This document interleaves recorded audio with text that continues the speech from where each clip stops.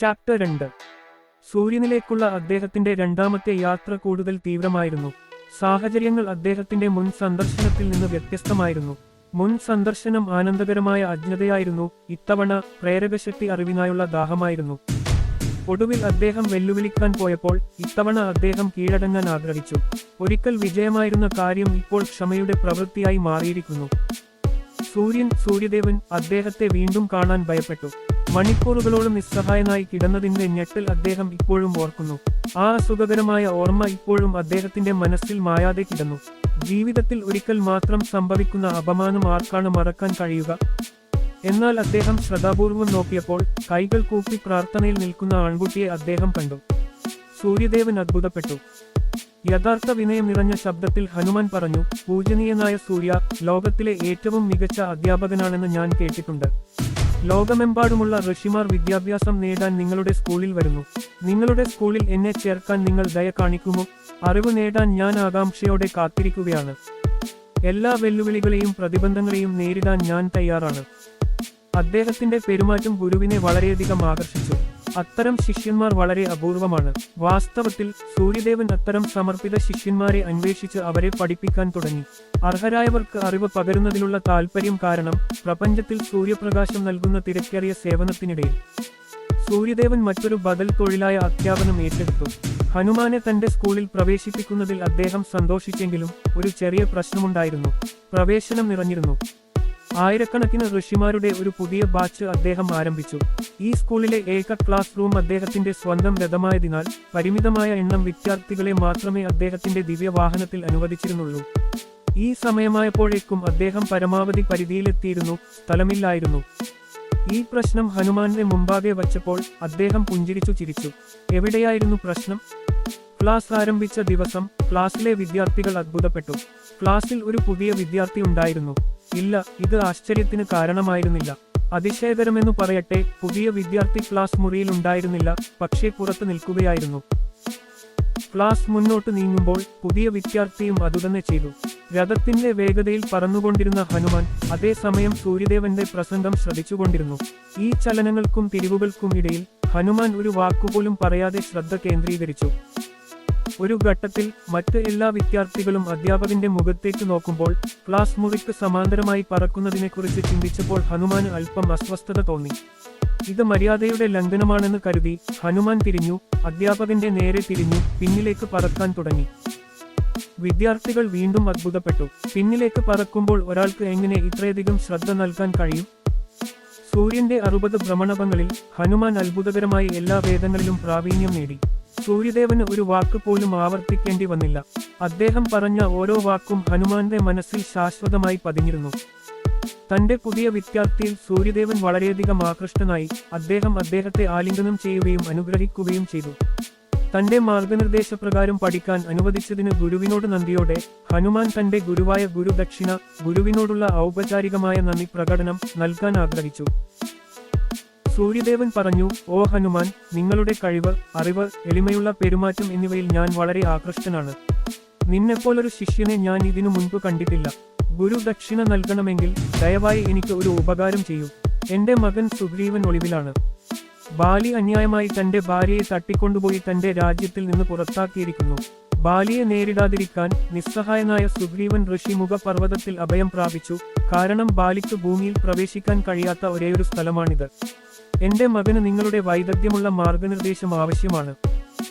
എന്നെ പ്രസാദിപ്പിക്കണമെങ്കിൽ സുഗ്രീവന്റെ മന്ത്രിയാകാനും അവന്റെ രാജ്യം തിരികെ നേടാൻ സഹായിക്കാനും ഞാൻ നിങ്ങളോട് അഭ്യർത്ഥിക്കുന്നു. ക്വോട്ട്. സൂര്യദേവന് വീണ്ടും ഹനുമാനോട് ഒന്നും പറയേണ്ടി വന്നില്ല. സുഗ്രീവനും ബാലിക്കും ഇടയിൽ ഒരു മതിൽ പോലെ വാനരദേവൻ ഇപ്പോൾ നിന്നു.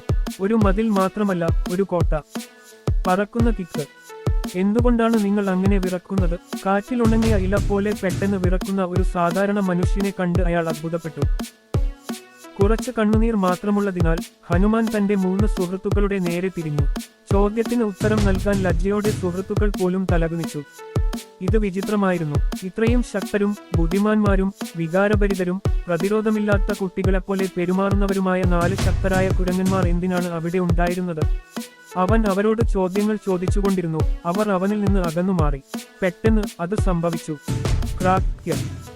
ശബ്ദം കേട്ട് ഹനുമാൻ തിരിഞ്ഞു നോക്കിയപ്പോൾ സുഗ്രീവൻ നിലത്ത് വേദന കൊണ്ട് പുളയുന്നത് കണ്ടു. എല്ലാ സുഹൃത്തുക്കളും അവനെ പിടിക്കാൻ ശ്രമിച്ചു. ഹനുമാന് മനസ്സിലായില്ല ഇവിടെ എന്താണ് സംഭവിക്കുന്നത്. ആ ശബ്ദം എന്തായിരുന്നു? സുഗ്രീവൻ എങ്ങനെയാണ് നിലത്ത് വീണത്? വേദന കൊണ്ട് തലകുനിച്ചത് എന്തിനാണ്? ഈ സംഭവം അവന്റെ സുഹൃത്തുക്കൾക്ക് ഒരു അത്ഭുതമായി തോന്നിയില്ലേ? അത് ദൈനംദിന ജീവിതത്തിന്റെ ഒരു ഭാഗമാണെന്ന മട്ടിൽ. ഈ ഘട്ടത്തിൽ സുഗ്രീവൻ ശാന്തനായി എഴുന്നേറ്റു. തലയിൽ പിടിച്ചുകൊണ്ട് പറഞ്ഞു, ഹനുമാൻ, ഇത് പതിവായി 12 തവണ സംഭവിക്കുന്നു. എന്താണ് സംഭവിച്ചത്? സുഗ്രീവ, വ്യക്തമായി പറയൂ. ഈ അസുഖകരമായ സംഭവത്തെക്കുറിച്ച് ഹനുമാൻ ആശങ്കാകുലനായിരുന്നു. എന്റെ സഹോദരൻ സൂര്യൻ എന്നെ എന്റെ രാജ്യത്തിൽ നിന്ന് പുറത്താക്കിയതും എന്റെ ഭാര്യയെ തട്ടിക്കൊണ്ടുപോയതും എങ്ങനെയെന്ന് എന്റെ പിതാവ് സൂര്യൻ നിന്നോട് പറഞ്ഞിരിക്കണം. പക്ഷേ ഈ കഥയുടെ 2ാം ഭാഗം അദ്ദേഹം നിങ്ങളോട് പറയുമായിരുന്നെന്ന് ഞാൻ കരുതുന്നില്ല. കാരണം അത് ഒരു പിതാവായി സമ്മതിക്കാൻ അദ്ദേഹത്തിന് വളരെ ലജ്ജാകരമായിരിക്കും. ഒരു മുനിയുടെ മുഖത്തോടെ പർവ്വതത്തിൽ കാലുകുത്തിയാൽ അവന്റെ തല പൊട്ടിപ്പോകുമെന്ന് മതംഗ മഹർഷി എന്റെ സഹോദരൻ ബാലിയെ ശപിച്ചു. അതുകൊണ്ടാണ് ഞാൻ ഇപ്പോഴും ജീവിച്ചിരിക്കുന്നത്. ആ ശാപം എന്റെ ജീവൻ രക്ഷിച്ചെങ്കിലും ഈ പർവ്വതത്തിൽ ഒരിക്കലും കാലുകുത്താതെ ബാലി എല്ലാ ദിവസവും എന്നെ അപമാനിക്കാനും പീഡിപ്പിക്കാനും ഒരു വഴി കണ്ടെത്തി. സുഗ്രീവൻ വീണ്ടും വിറക്കുകയായിരുന്നു. സമയമായി. സുഗ്രീവൻ ഭയന്നു വിറച്ചു. ഹനുമാൻ ഒരു നിമിഷം വെറുപ്പോടെ പിന്നോട്ട് മാറി. ആ നിമിഷം എന്തോ സംഭവിച്ചു. പൊട്ടൽ. ഹനുമാൻ തന്റെ കണ്ണിന്റെ കോണിൽ നിന്ന് സുഗ്രീവന്റെ തലയിൽ എന്തോ അടിക്കുന്നത് കണ്ടു. സുഗ്രീവൻ വേദന കൊണ്ട് നിലത്തു കിടന്നു. കാര്യത്തിന്റെ ഗൗരവവും ബുദ്ധിപൂർവം പ്രവർത്തിക്കേണ്ടതിന്റെ ആവശ്യകതയും ഹനുമാന് മനസ്സിലായി. അയാൾ അവന്റെ അരികിലിരുന്ന് മുഴുവൻ കഥയും ശ്രദ്ധിച്ചു. എല്ലാ ദിവസവും ബാലി എന്റെ പിതാവായ സൂര്യന് 4 സമുദ്രങ്ങളിൽ തന്റെ വഴിപാടുകൾ അർപ്പിക്കുന്നു. ഒരു ചാട്ടത്തിൽ അവൻ ദക്ഷിണ സമുദ്രത്തിൽ നിന്ന് വടക്കൻ സമുദ്രത്തിലേക്ക് പോകുന്നു. 2ാമത്തെ ചാട്ടത്തിൽ അവൻ കിഴക്കോട്ടും പടിഞ്ഞാറോട്ടും ചാടുന്നു. ഓരോ ചാട്ടത്തിലും അവൻ ഋഷിമുഖ പർവ്വതം മുറിച്ചുകടക്കുന്നു, എന്റെ തലയിൽ ചവിട്ടുന്നു, മുന്നോട്ട് നീങ്ങുന്നു. ദിവസത്തിൽ 3 തവണ എന്റെ സഹോദരനിൽ നിന്ന് എനിക്ക് 4 ചവിട്ടുകൾ ലഭിക്കുന്നു. ചവിട്ടുകളുടെ സമയം എനിക്കറിയാമെങ്കിലും എന്നെ രക്ഷിക്കാൻ എനിക്ക് ഒന്നും ചെയ്യാൻ കഴിയില്ല. എല്ലാ ദിവസവും ഞാൻ ഇങ്ങനെ പീഡിപ്പിക്കപ്പെടുന്നുണ്ടെന്ന് എന്റെ സുഹൃത്തുക്കൾക്ക് അറിയാമെങ്കിലും ബാലിയുടെ ശക്തിക്ക് മുന്നിൽ അവർ ഒരുപോലെ നിസ്സഹായരാണ്. അവന്റെ വേഗതയും ശക്തിയും സമാനതകളില്ലാത്തതാണ്. നമ്മൾ അവനെ കാണുന്നതിനു മുമ്പ് അവൻ അപ്രത്യക്ഷനാകുന്നു. വാസ്തവത്തിൽ കിഷ്കിന്ധ മുഴുവൻ ബാലിയുടെ ശക്തിക്ക് മുന്നിൽ വിറക്കുന്നു. സുഗ്രീവൻ വീണ്ടും വിറക്കുന്നു. ഇത്തവണ ഹനുമാൻ തയ്യാറാണ്. പെട്ടെന്ന് ബാലി വളരെ വേഗത്തിൽ താഴേക്ക് ഇറങ്ങുന്നത് അവൻ കണ്ടു. തന്റെ എല്ലാ ശക്തിയും കാലുകളിൽ ഇട്ടുകൊണ്ട് തന്റെ ചവിട്ടുകൾ ശക്തമാക്കുന്നു. ബാലിയുടെ കാലുകൾ സുഗ്രീവന്റെ തലയിൽ എത്തിയ ഉടൻ ഹനുമാൻ ഒരു കൈകൊണ്ട് അവന്റെ 2 കാലുകളും പിടിച്ചു. ഒരു പെട്ടെന്നുള്ള ചവിട്ട് പ്രതീക്ഷിച്ച് സുഗ്രീവൻ കണ്ണുകൾ അടച്ചു, ഭയന്നു. പക്ഷേ ഒന്നും സംഭവിക്കാത്തപ്പോൾ അവൻ പതുക്കെ കണ്ണുകൾ തുറന്നു. ഹനുമാന്റെ പിടിയിൽ തൂങ്ങിക്കിടക്കുന്ന ബാലിയുടെ കാലുകൾ കണ്ടു. ഹനുമാന്റെ ധൈര്യത്തിൽ ബാലി അത്ഭുതപ്പെട്ടു. ആരും അവന്റെ ശക്തിയെ കുറച്ചു കാണിച്ചില്ല. ഹനുമാനെ മോചിപ്പിക്കാൻ അവൻ കാലുകൾ കൂടുതൽ വലിച്ചു. അവൻ ഉറച്ചുനിന്നു. ഇപ്പോൾ ബാലി തന്റെ എല്ലാ ശക്തിയും ഉപയോഗിച്ചു. എന്നിട്ടും അവൻ ഉറച്ചുനിന്നു. ഈ കുരങ്ങൻ ആരാണെന്ന് ബാലി അത്ഭുതപ്പെട്ടു. അപ്പോൾ പഞ്ചധാതു കൊണ്ട് നിർമ്മിച്ച കമ്മലുകൾ കണ്ടു. അവൻ ഭയന്നു. അവൻ കൊല്ലാൻ ശ്രമിച്ച അതേ ആൺകുട്ടിയായിരുന്നു അത്. ഹനുമാന്റെ ശക്തിയെക്കുറിച്ച് അവൻ കേട്ടിരുന്നു, പക്ഷേ അത് ഒരിക്കലും അനുഭവിച്ചിട്ടില്ല. ആ നിമിഷം ഹനുമാൻ ബാലിയുടെ കാലുകളിൽ തീയിട്ടി മുറുകി. ബാലിക്ക് പരിക്കേറ്റു. അപ്പോൾ ഹനുമാൻ അവനെ വലിച്ചു താഴെയിടാൻ തുടങ്ങി. താൻ എന്താണ് ചെയ്യേണ്ടതെന്ന് ബാലിക്ക് മനസ്സിലായി. അതിനെക്കുറിച്ച് ചിന്തിച്ച് അയാൾ വിറക്കുകയായിരുന്നു. എങ്ങനെയെങ്കിലും ഹനുമാന്റെ പിടിയിൽ നിന്ന് രക്ഷപ്പെടാൻ അവൻ പരമാവധി ശ്രമിച്ചുകൊണ്ടിരുന്നു. പക്ഷേ അവന്റെ എല്ലാ ശക്തിയും പരാജയപ്പെട്ടു. ഒറ്റനോട്ടത്തിൽ തന്റെ ശത്രുവിന്റെ പകുതി ശക്തി നേടാനുള്ള അനുഗ്രഹം പോലും അവന് ഉപയോഗശൂന്യമായി തോന്നി. അത് ഹനുമാനെ ബാധിച്ചില്ല. ഉടനെ സുഗ്രീവനും മറ്റ് എല്ലാ കുരങ്ങന്മാർക്കും ഹനുമാൻ എന്താണ് ചെയ്യാൻ ആഗ്രഹിക്കുന്നതെന്ന് മനസ്സിലായി. അവർ വിഷമിച്ചു. ഹനുമാന്റെ അഹങ്കാരിയായ തല തകർക്കാൻ ശ്രമിച്ചു. സാഹചര്യത്തിന്റെ ഗൗരവം മനസ്സിലാക്കിയ നിസ്സഹായനായ ബാലി ഹനുമാനോട് അപേക്ഷിച്ചു. മുനി മൂകക്കുന്നിലേക്ക് മടങ്ങില്ലെന്നും ഇനി ഒരിക്കലും സുഗ്രീവനെ ശല്യപ്പെടുത്തില്ലെന്നും അദ്ദേഹം ശപഥം ചെയ്തു. അദ്ദേഹത്തിന്റെ ദയനീയമായ അപേക്ഷ പരിഗണിച്ച് ഹനുമാൻ പശ്ചാത്തപിച്ചു. ബാലി പറന്നുപോകുമ്പോൾ ഇത് ഒരു ശാശ്വത പരിഹാരമല്ലെന്ന് ഹനുമാൻ മനസ്സിലാക്കുന്നു. അവൻ മറ്റൊരു വ്യക്തമായ പരിഹാരം കണ്ടെത്തണം, അല്ലെങ്കിൽ പരിഹാരം തന്നെ കണ്ടെത്തും. മറ്റുള്ളവരെ അവരുടെ ഏറ്റവും ദുർബലമായ സ്ഥലത്ത് ചവിട്ടുമ്പോൾ സമയം നിങ്ങൾക്ക് അവരുടെ ഏറ്റവും ശക്തമായ സ്ഥലത്ത് വേദനയോടെ ചവിട്ടാൻ സമയം നൽകുന്നു. പരിപൂർണതാവാദിയായ യാചകൻ. പാലി തിരിച്ചെത്തി. ഒരു കുരങ്ങൻ അതിവേഗത്തിൽ ഓടി ഹനുമാനെ ആക്രമിച്ചു. ബാലി എങ്ങനെയാണ് ഇത്ര പെട്ടെന്ന് തിരിച്ചെത്തിയത്? വരാനിരിക്കുന്ന അപകടത്തെ നേരിടാൻ ഹനുമാൻ എഴുന്നേറ്റു. അപകടം ഉടൻ തന്നെ സുഗ്രീവനെയും 4 അടുത്ത സുഹൃത്തുക്കളെയും വളഞ്ഞു. അവർ അവന്റെ വിരലുകളുടെ ദിശ പിന്തുടർന്ന് കുന്നിന്റെ അരികിലെത്തി. ആ മുനി മൂക്കിനൊപ്പം 2 തടിച്ച വിശാലമായ നെഞ്ചുള്ള പുരുഷന്മാർ കുന്നിൻ ചുവട്ടിൽ വില്ലുകളുമായി നടന്നു. മറ്റു 4 പേരും ബാലി എവിടെയാണെന്ന് ചിന്തിച്ചു. അവരുടെ വിചിത്രമായ രൂപം മനസ്സിലാക്കാൻ ശ്രമിച്ചുകൊണ്ട് ഈ 2 പേരെയും ബാലി തന്നെ നശിപ്പിക്കാൻ അയച്ചതാണെന്ന് സുഗ്രീവൻ വിശദീകരിച്ചു. ഹനുമാനെ കണ്ട സുഗ്രീവൻ പറഞ്ഞു, വേഷം മാറിപ്പോയ ഇവർ 2 പേരും ആരാണെന്ന് കണ്ടെത്തുക. അവർ ബാലിയുടെ ആളുകളാണെങ്കിൽ എന്റെ മരണത്തിന് തയ്യാറെടുക്കുക. ശത്രു ശക്തനാണെങ്കിൽ എനിക്ക് രക്ഷപ്പെടാൻ കഴിയില്ല. പക്ഷേ അവർ ബാലിയുടെ സുഹൃത്തുക്കളല്ലെങ്കിൽ അവരെ എന്റെ അടുക്കൽ കൊണ്ടുവരിക. ഞങ്ങൾ ഒരു സൗഹൃദ ഉടമ്പടി നിർദ്ദേശിക്കുകയും ബാലിയെ തകർക്കാൻ അവരെ ഉപയോഗിക്കുകയും ചെയ്യും. സന്യാസിയുടെ വേഷം ധരിച്ച ഹനുമാൻ കുന്നിറങ്ങി 2 സുന്ദരികളായ സന്യാസി യോദ്ധാക്കളുടെ അടുത്തേക്ക് നടന്നു. താമസിയാതെ അവർ അവന്റെ മുമ്പിൽ നിൽക്കുകയായിരുന്നു. അവരെ കണ്ടയുടനെ അവന്റെ ഉള്ളിൽ എന്തോ സംഭവിക്കാൻ തുടങ്ങി. അവന്റെ അസ്ഥികൾ ഉരുകുന്നത് പോലെ തോന്നി. കുറച്ചു നേരത്തേക്ക് അവന് സംസാരിക്കാനോ ചിന്തിക്കാനോ കഴിഞ്ഞില്ല. തനിക്ക് എന്താണ് സംഭവിക്കുന്നതെന്ന് അവന് മനസ്സിലായില്ല. താമസിയാതെ തന്റെ വരവിന്റെ ഉദ്ദേശ്യം ഓർമ്മിച്ചപ്പോൾ അവൻ സംസാരിക്കാൻ തുടങ്ങി. ഹേ വീരന്മാരെ, നിങ്ങൾ ആരാണ്? നിങ്ങൾ എവിടേക്കാണ് പോകുന്നത്? നിങ്ങൾ ഒരു സന്യാസിയുടെ വേഷം ധരിച്ചിട്ടുണ്ടെങ്കിലും നിങ്ങളുടെ സൗന്ദര്യവും ശക്തിയും ദേവന്മാരെ പോലും ലജ്ജിപ്പിച്ചു. മഴവില്ല് പോലുള്ള നിങ്ങളുടെ ശക്തമായ വില്ലുകളിൽ ആരെയാണ് ആകർഷിക്കുക? നിങ്ങളുടെ സിംഹസമാനമായ നടത്തും ആത്മവിശ്വാസം പ്രകടിപ്പിക്കുന്നു. നിങ്ങൾ ഒരു സന്യാസിയുടെ വേഷം ചെയ്യാൻ ഉദ്ദേശിച്ചിട്ടുള്ളതല്ല, മറിച്ച് ഭരിക്കാനാണ്.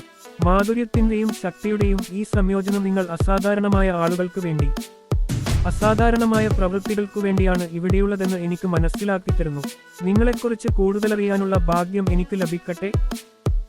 അവനെ നോക്കി പുഞ്ചിരിച്ചുകൊണ്ട് അവരിൽ ഒരാൾ പറഞ്ഞു, നിങ്ങളുടെ ചോദ്യങ്ങൾക്ക് ഞങ്ങൾ വേഗത്തിൽ ഉത്തരം നൽകും.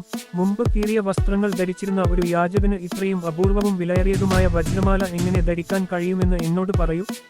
അദ്ദേഹം പറഞ്ഞു. ഈ ചോദ്യം കേട്ട് ഹനുമാൻ സന്തോഷത്താൽ ഏതാണ്ട് മയങ്ങിപ്പോയി. ബാല്യകാലത്ത് കേട്ടിരുന്ന ബ്രഹ്മാവിന്റെ വാക്കുകൾ അയാൾക്ക് പെട്ടെന്ന് ഓർമ്മ വന്നു. ഇതാണ് തന്റെ ഗുരു. ജീവിതകാലം മുഴുവൻ താൻ കാത്തിരുന്നത് അദ്ദേഹമായിരുന്നു. ഇത് മനസ്സിലാക്കിയ അദ്ദേഹം തന്റെ വേഷം ഉപേക്ഷിച്ച് യഥാർത്ഥ രൂപത്തിൽ പ്രത്യക്ഷപ്പെട്ടു. അദ്ദേഹത്തിന്റെ ആമുഖം കേട്ടയുടനെ ഹനുമാൻ പ്രഖ്യാപിച്ചു, ഞാൻ സുഗ്രീവന്റെ മന്ത്രിയാണ്. ഈ വാക്കുകൾ പറഞ്ഞയുടനെ താൻ ഒരു വലിയ തെറ്റ് ചെയ്തുവെന്ന് അയാൾക്ക് മനസ്സിലായി. ഒരു ചെറിയ ആശയക്കുഴപ്പം അദ്ദേഹം ശ്രദ്ധിച്ചു. യജമാനൻ ഒരു പടി പിന്നോട്ട് മാറി തന്റെ സഹോദരന് സ്വയം പരിചയപ്പെടുത്താൻ അനുവദിച്ചു. സഹോദരൻ പറഞ്ഞു, ഇത് അയോധ്യയിലെ രാജാവായ ദശരഥന്റെ മകനായ രാമനാണ്. ലോകം എന്നെ അദ്ദേഹത്തിന്റെ സഹോദരനായ ലക്ഷ്മണനായി തിരിച്ചറിഞ്ഞു. പക്ഷേ ഞാൻ എന്നെ തന്നെ അദ്ദേഹത്തിന്റെ വിലപ്പെട്ട ദാസനായി കണക്കാക്കുന്നു. വർഷങ്ങളായി ഞങ്ങൾ ഞങ്ങളുടെ രാജ്യത്തിൽ നിന്ന് നാടുകടത്തപ്പെട്ടു. അവസാന വർഷങ്ങൾ ദണ്ഡകാരണ്യ വനത്തിൽ ചെലവഴിച്ചു. നിർഭാഗ്യവശാൽ രാമന്റെ ഭാര്യ സീതയെ രാക്ഷസനായ രാവണൻ തട്ടിക്കൊണ്ടുപോയി. ഞങ്ങൾ അവളെ കണ്ടെത്താനെത്തി. സുഗ്രീവന്റെ മന്ത്രിയാണെന്ന് പ്രഖ്യാപിച്ചതിന് ഹനുമാൻ സ്വയം ശപിച്ചു. ലക്ഷ്മണന്റെ എളിമയുള്ള ആമുഖം കേട്ടപ്പോൾ അദ്ദേഹം കൂടുതൽ ദുഃഖിതനായി. കാലക്രമേണ തന്റെ തെറ്റ് തിരുത്താൻ അദ്ദേഹം തീരുമാനിച്ചു. ബാലിയുടെ കൈകളിൽ നിന്ന് ഭാര്യയും രാജ്യവും നഷ്ടപ്പെട്ടതിന് ശേഷം സമാനമായ അവസ്ഥയിലായ ഹനുമാൻ സുഗ്രീവനെ സുഹൃത്തായി ക്ഷണിച്ചു. സുഗ്രീവന്റെ വരവ് അറിയിക്കാൻ ഹനുമാൻ ഒരു നിമിഷം പോയപ്പോൾ രാമൻ ഹനുമാന്റെ വാക്കുകൾ പരിശോധിച്ച് ലക്ഷ്മണനോട് തന്റെ ചിന്തകൾ പറഞ്ഞു. ഹനുമാന്റെ വാക്കുകൾ നീ കേട്ടിട്ടുണ്ടോ? അദ്ദേഹം ചോദിച്ചു. അദ്ദേഹത്തിന്റെ വാക്കുകൾക്ക് അതിശയകരമായ ഒരു ആകർഷണീയത ഉണ്ടായിരുന്നു. ശരിയായ സമയത്ത് അദ്ദേഹം ശരിയായ വാക്കുകൾ ഉപയോഗിച്ചു. അവ മധുരവും സൗമ്യവും ആഴമേറിയതുമായിരുന്നു. അദ്ദേഹത്തിന്റെ വാക്കുകളുടെ സാരാംശം ഹൃദയത്തിന് ഇമ്പമുള്ളതായിരുന്നു. ഇങ്ങനെ സംസാരിക്കാൻ അദ്ദേഹത്തിന് ഋഗ്വേദം, യൗർവേദം, സാമവേദം എന്നിവയിൽ നല്ല അറിവുണ്ടായിരുന്നിരിക്കണം. ഈ വേദങ്ങൾ അദ്ദേഹം പഠിച്ചിരുന്നില്ലെങ്കിൽ അദ്ദേഹം ഇത്ര വിനീതനാകുമായിരുന്നില്ല. യോഗ്യരായ അധ്യാപകരിൽ നിന്ന് വിദ്യാഭ്യാസം നേടിയിരിക്കണം.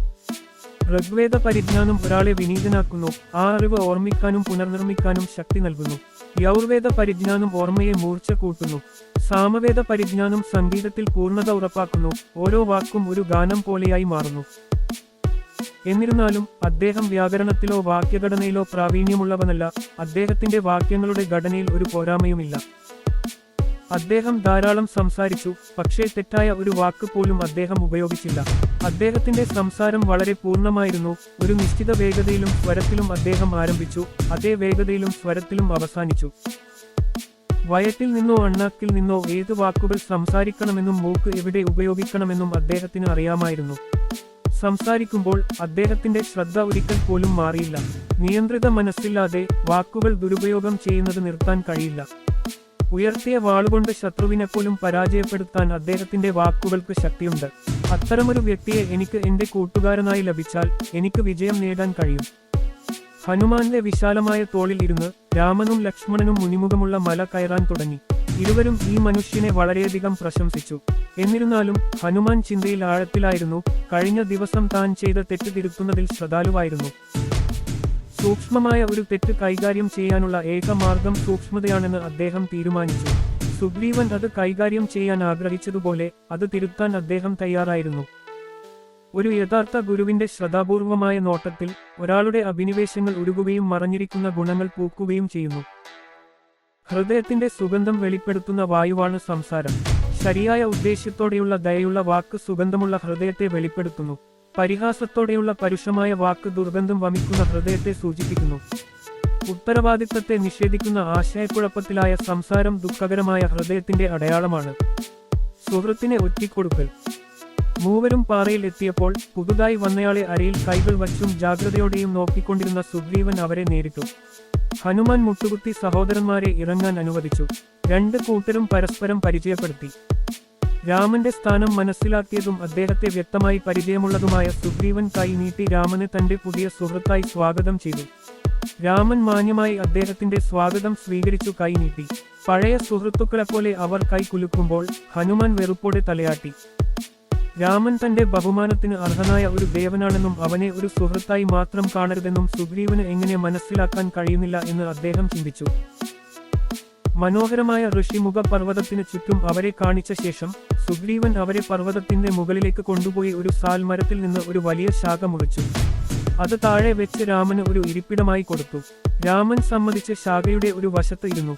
മറുവശത്ത് സുഗ്രീവൻ ലക്ഷ്മണനെ നോക്കി കണ്ണുകൾ അടച്ചു. ഈ അശ്രദ്ധ കണ്ട് ഹനുമാൻ വെറുപ്പോടെ തലയാട്ടി. ഈ വലിയ തെറ്റിൽ രാമനും സഹതാപം തോന്നി. ഹനുമാൻ വേഗം ചാടി എഴുന്നേറ്റ് ഒരു ചന്ദനമരത്തിന്റെ നല്ലൊരു ശാഖ മുറിച്ചു. അത് രാമന്റെ അടുത്ത് വെച്ച് ലക്ഷ്മണന് ഒരു ഇരിപ്പിടമൊരുക്കി. ലക്ഷ്മണൻ ഇരുന്ന ഉടനെ ഹനുമാനും ലക്ഷ്മണന്റെ അടുത്ത് നിലത്ത് ഇരുന്നു. ലക്ഷ്മണന്റെ അടുത്ത് ഇരിക്കാൻ അയാൾക്ക് യോഗ്യതയില്ലെന്ന് തോന്നി. രാമന്റെ അടുത്ത് ഇരിക്കാൻ അയാൾക്ക് യോഗ്യതയില്ലെന്ന് തോന്നി. ഹനുമാന്റെ സംവേദനക്ഷമതയിൽ രാമൻ വളരെയധികം മതിപ്പുളവാക്കി. സുഗ്രീവന് എളിമയെക്കുറിച്ച് ഒരു പാഠം പഠിപ്പിക്കാനും ലക്ഷ്മണനെ അനാദരിച്ചതിനുള്ള ശിക്ഷയായും രാമൻ സുഗ്രീവനെ ബാലിയോട് യുദ്ധം ചെയ്യാൻ അയച്ചു. ഭീരുവായ സഹോദരനെ പോരാട്ടത്തിൽ കഠിനമായി മർദ്ദിച്ചു.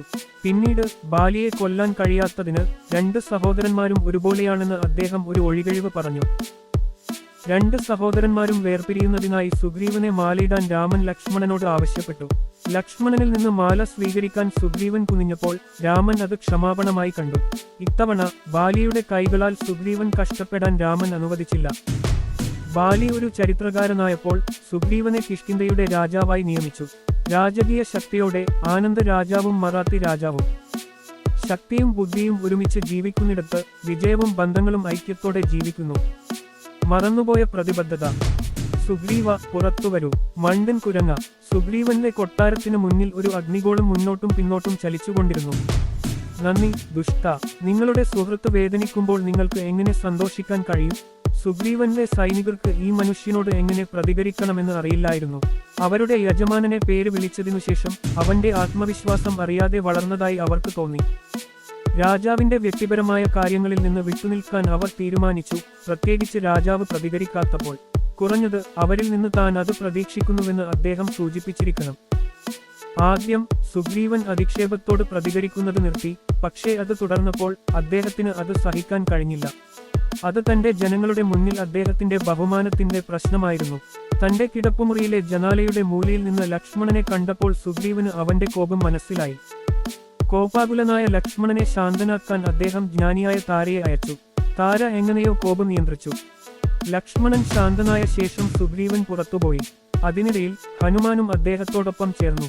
ലക്ഷ്മണൻ വളരെ കുറച്ച് മാത്രമേ സംസാരിക്കുന്നുള്ളൂവെന്നും ധാരാളം പെരുമാറുന്നുണ്ടെന്നും ഹനുമാന് അറിയാമായിരുന്നു. ഇതെല്ലാം ഒറ്റയ്ക്ക് കൈകാര്യം ചെയ്യാൻ അവസരം ലഭിച്ചിരുന്നെങ്കിൽ സുഗ്രീവന് അവസരം ലഭിക്കുമായിരുന്നില്ല. ഹനുമാൻ സുഗ്രീവനോട് സംസാരിച്ചു, തന്റെ വാഗ്ദാനത്തെക്കുറിച്ച് ഓർമ്മിപ്പിച്ചു. അദ്ദേഹം പറഞ്ഞു, കഴിഞ്ഞ 4 മാസമായി രാമൻ നിങ്ങളെ സഹായിക്കാൻ തുടങ്ങുന്നതിനായി ക്ഷമയോടെ കാത്തിരിക്കുകയായിരുന്നു. രാമൻ തന്റെ പ്രിയപ്പെട്ടവനിൽ നിന്ന് വേർപിരിഞ്ഞ് ഒറ്റയ്ക്ക് കഷ്ടപ്പെടുമ്പോൾ നിങ്ങൾ നിങ്ങളുടെ കൊട്ടാരത്തിൽ നിങ്ങളുടെ ഭാര്യമാരോടൊപ്പം സന്തോഷവതിയായിരുന്നു. മുൻകാലങ്ങളിൽ മഴക്കാലം നിങ്ങളുടെ നിഷ്ക്രിയത്വത്തിന് ഒരു ഒഴികഴിവായിരുന്നു. പക്ഷേ ഇപ്പോൾ വളരെക്കാലമായി മഴ പെയ്യുന്നു. നിങ്ങൾ എന്തിനാണ് വൈകുന്നത്? രാമൻ എത്ര വേഗത്തിൽ ബാലിയെ കൊന്ന് നിങ്ങളുടെ ജീവൻ രക്ഷിച്ചുവെന്ന് ഓർമ്മയില്ലേ? അമിതമായ സന്തോഷം നിങ്ങളുടെ ബുദ്ധിയെ മങ്ങിയതാണോ? നിങ്ങൾക്ക് രാമനെ അറിയില്ലേ? നിങ്ങളുടെ സ്വന്തം നന്മക്കായി രാമനെ സമീപിച്ച് ഈ അനിശ്ചിതകാല കാലതാമസത്തിന് ക്ഷമ ചോദിക്കാൻ ഞാൻ നിർദ്ദേശിക്കുന്നു. രാമൻ വളരെ ദയയുള്ളവനാണ്. അദ്ദേഹം തീർച്ചയായും നിങ്ങളോട് ക്ഷമിക്കും. നന്ദികേടാണ് ഏറ്റവും വലിയ തിന്മ. എന്റെ പ്രിയപ്പെട്ട രാജാവേ, നന്ദികേട് ഉപേക്ഷിച്ച് ശാശ്വതമായ അഭിവൃദ്ധി സ്വീകരിക്കൂ. ഹനുമാന്റെ വാക്കുകൾ സുഗ്രീവനെ ഭക്തിയും കാരുണ്യവും കൊണ്ടു നിറച്ചു. അവൻ ഒരു നിമിഷം കൊണ്ട് തന്റെ നിഷ്ക്രിയത്വത്തെ മറികടന്നു. തനിക്ക് കഴിയുന്നത് ചെയ്യാൻ അവൻ തയ്യാറായി. താമസിയാതെ സുഗ്രീവൻ തന്റെ സൈന്യത്തെ അയച്ച് ആവശ്യമായ ആജ്ഞകൾ നൽകി. താമസിയാതെ ദശലക്ഷക്കണക്കിന് കുരങ്ങുകൾ കിഷ്കിന്ധയെ ആക്രമിക്കാൻ തുടങ്ങി. തിരച്ചിൽ പ്രവർത്തനം ആരംഭിച്ചു. ഒരു ഉപകാരം ലഭിക്കുന്നതിന്റെ സന്തോഷം ആ ഉപകാരം തിരിച്ചു നൽകാനുള്ള ആഗ്രഹത്താൽ മാറ്റിസ്ഥാപിക്കപ്പെടുമ്പോൾ നിശബ്ദമായ കൃതജ്ഞത കേൾക്കാവുന്ന ഒരു സ്ഥിരീകരണമായി മാറുന്നു. കൃതജ്ഞതയുടെ ആഴം വർദ്ധിക്കുമ്പോൾ സ്ഥിരീകരണത്തിലെ സ്ഥിരത എളുപ്പമാകും. വിശ്വസ്തനായ ഒരു നേതാവ്. താഴെ കണ്ടത് കണ്ട് കഴുകൻ ഒരു നിമിഷം ഭയന്നു. ഒരു പുതിയ സമുദ്രം. രാത്രിയിൽ ഒരു പുതിയ സമുദ്രം എങ്ങനെ പ്രത്യക്ഷപ്പെടും? ആശയക്കുഴപ്പത്തിലായ കഴുകൻ അത് പരിശോധിക്കാൻ വെള്ളത്തിലേക്ക് ചാടി. ഉടനെ അത് ഭയന്നു. അത് ഒരു സമുദ്രമല്ല, ഒരു സൈന്യമായിരുന്നു. എല്ലാ നിറങ്ങളും എല്ലാ വലുപ്പങ്ങളും എല്ലാ ആകൃതികളും പ്രത്യക്ഷപ്പെട്ടു. സംഖ്യ വളരെ വലുതായിരുന്നു. മുകളിൽ നിന്ന് നോക്കുമ്പോൾ അത് ഒരു കറങ്ങുന്ന സമുദ്രമാണെന്ന് തെറ്റിദ്ധരിക്കാം.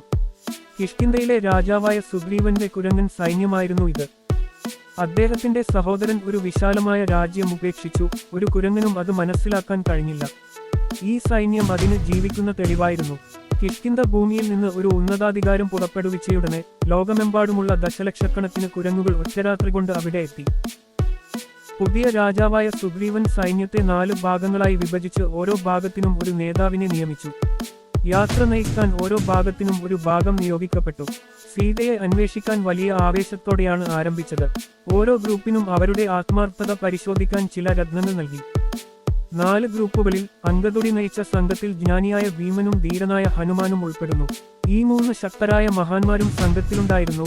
തെക്കോട്ടുള്ള ദിശയാണ് അവർക്ക് ഏറ്റവും നല്ല വഴി എന്ന് വ്യക്തമായിരുന്നു. രാമൻ എല്ലാവരെയും വണങ്ങി അവരുടെ ശ്രമങ്ങൾക്ക് നന്ദി പറഞ്ഞിരുന്നെങ്കിലും ഹനുമാനെ നേരിട്ട് കാണാൻ അദ്ദേഹം തീരുമാനിച്ചു. ഹനുമാന് ഇത് ഒരു അത്ഭുതകരമായ നിമിഷമായിരുന്നു. രാമൻ തന്നെ ഒറ്റയ്ക്ക് കാണാൻ ആഗ്രഹിക്കുന്നുവെന്ന് കേട്ടപ്പോൾ അദ്ദേഹത്തിന് അത് വിശ്വസിക്കാൻ കഴിഞ്ഞില്ല. കഴിഞ്ഞ 4 മാസമായി സുഗ്രീവന്റെ ദാസനായി സ്വയം പ്രഖ്യാപിച്ച മണ്ടത്തരവും എന്നാൽ അശ്രദ്ധവുമായ തെറ്റുമുതൽ രാമൻ നിരാശയോടെ അവനിൽ നിന്ന് അകന്നു നിൽക്കുകയായിരുന്നു. തന്റെ പെരുമാറ്റത്തിലൂടെയും പ്രവൃത്തികളിലൂടെയും ഭഗവാനെ പ്രസാദിപ്പിക്കാൻ അവൻ തന്നാൽ കഴിയുന്നതെല്ലാം ചെയ്തു. പക്ഷേ ഇതെല്ലാം ഭഗവാനെ ഉദ്ദേശിച്ച ഫലം ചെയ്തില്ല. എന്നിരുന്നാലും ഈ ക്ഷണം സൂക്ഷ്മമായ ഒന്നാണെന്ന് തെളിഞ്ഞു. താൻ ചെയ്തതൊന്നും രാമന്റെ ശ്രദ്ധയിൽപ്പെട്ടില്ലെന്ന് ഹനുമാന് മനസ്സിലായി. ഹൃദയത്തിൽ വലിയ സന്തോഷത്തോടെ ഹനുമാൻ തന്റെ ഭഗവാനെ കാണാൻ ഓഴ്ത്തി. രാമൻ ഒരു പാറയിൽ ഇരുന്നു കയ്യിലുള്ളത് നോക്കി. സ്വന്തം കണ്ണുകളാൽ താൻ പിടിച്ചിരിക്കുന്നത് ഹനുമാന് കാണാൻ കഴിഞ്ഞില്ലെങ്കിലും അത് എന്തായാലും അത് രാമന്റെ ജീവിതമാണെന്ന് അയാൾക്ക് പെട്ടെന്ന് മനസ്സിലായി. ഹനുമാന്റെ അരികിൽ മുട്ടുകുത്തിയപ്പോൾ അവന്റെ ഹൃദയത്തിൽ എന്തോ ഒന്ന് ഇളകി. ഹനുമാൻ, നിന്റെ കഴിവുകളിൽ എനിക്ക് അചഞ്ചലമായ വിശ്വാസമുണ്ട്. ആർക്കെങ്കിലും സീതയെ കണ്ടെത്താൻ കഴിയുമെങ്കിൽ അത് നീയാണ്. അതുകൊണ്ടാണ് നമ്മുടെ ശാശ്വത ബന്ധത്തെ പ്രതീകപ്പെടുത്തുന്ന മോതിരം എനിക്ക് തരാൻ ഭഗവാൻ നിന്നോട് ആവശ്യപ്പെട്ടത്. പിന്നെ രാമൻ മോതിരം ഹനുമാന് നൽകി. ഈ മോതിരം സീതയുടെ നിഷ്കളങ്കയെ പ്രതീകപ്പെടുത്തുന്നു, രാമൻ പറഞ്ഞു. തനിക്കും സീതക്കും മാത്രം അറിയാവുന്ന ഒരു സംഭവം അദ്ദേഹം പറഞ്ഞു. ഒരു ദിവസം സീത എന്റെ പാദങ്ങൾ മസാജ് ചെയ്യുകയായിരുന്നു, അദ്ദേഹം പറഞ്ഞു. പെട്ടെന്ന് അവൾ വിരലിൽ നിന്ന് മോതിരം ഊരി നിലത്തെറിഞ്ഞു. അവന്റെ വിചിത്രമായ പെരുമാറ്റത്തിന്റെ കാരണം ഞാൻ അദ്ദേഹത്തോട് ചോദിച്ചപ്പോൾ അദ്ദേഹം പറഞ്ഞ ഒരു കാര്യം എന്നെ ശരിക്കും സ്പർശിച്ചു. അദ്ദേഹം പറഞ്ഞു, അവസാനമായി ഒരു ലളിതമായ ഗ്രാനൈറ്റ് കല്ല് നിങ്ങളുടെ പാദങ്ങളിൽ സ്പർശിച്ചപ്പോൾ അത് ഭൂമിയിലെ ഏറ്റവും സുന്ദരിയായ സ്ത്രീയായ അഹല്യയായി മാറി. ഈ മോതിരത്തിലെ വജ്രക്കല്ല് അതേ പാദങ്ങളിൽ സ്പർശിച്ചാലോ? അത് സൗന്ദര്യത്തിന്റെ ഏറ്റവും ഉയർന്ന രൂപമായി മാറുമെന്ന് അവൾക്ക് ഉറപ്പുണ്ടായിരുന്നു. അവൾക്ക് ഒരു എതിരാളിയെ ആവശ്യമില്ലായിരുന്നു. തന്നെക്കാൾ സുന്ദരിയായ ഒരാളെ അവൾ ആഗ്രഹിച്ചില്ല. അവളുടെ മായയുടെ ഉറവിടവും അവൾ ആഗ്രഹിച്ചില്ല. പിന്നെ സീത ആ കല്ല് മോതിരം വലിച്ചെറിഞ്ഞു. ഇത് കേട്ട് രാമന്റെ കണ്ണുകൾ നിറഞ്ഞൊഴുകി. സീതയ്ക്ക് കാട് എന്താണെന്ന് അറിയില്ലെന്ന് അദ്ദേഹം വിശദീകരിച്ചു. നഗരം എവിടെ അവസാനിക്കുന്നുവെന്നും കാട് എവിടെ തുടങ്ങുന്നുവെന്നും പോലും അവൾക്ക് മനസ്സിലായില്ല. വഞ്ചകരായ അസുരന്മാരുടെ നാട്ടിൽ ഒരു നിഷ്കളങ്കയായ ദേവക്ക് എങ്ങനെ ജീവിക്കാൻ കഴിയുമെന്ന് അദ്ദേഹം ചിന്തിച്ചു. തുടർന്ന് രാമൻ സീതയുടെ ഓരോ ഭാഗത്തിന്റെയും സൗന്ദര്യം ഹനുമാനോട് വിവരിച്ചു. അവളെ തിരിച്ചറിയാൻ അവനെ സഹായിച്ചു. ശ്രീരാമന്റെ വിവരണം വളരെ ഉജ്ജ്വലമായിരുന്നു. സീത ആ സൗന്ദര്യത്തിൽ പൂർണ്ണമായും ആകൃഷ്ടയായി. ഹനുമാൻ ഒരു ബ്രഹ്മചാരിയായിരുന്നു. ജീവിതത്തിൽ ഒരിക്കലും അവളുടെ കാലിനപ്പുറം ഒരു സ്ത്രീയെ അവൻ കണ്ടിട്ടില്ല. ശ്രീരാമൻ തന്റെ ഭാര്യയുടെ സൗന്ദര്യത്തെ വിവരിച്ച രീതി കുറ്റമറ്റതായിരുന്നു. ശ്രീരാമന്റെ സാന്നിധ്യത്തിന്റെ സാരാംശം വിശ്വാസമായിരുന്നു.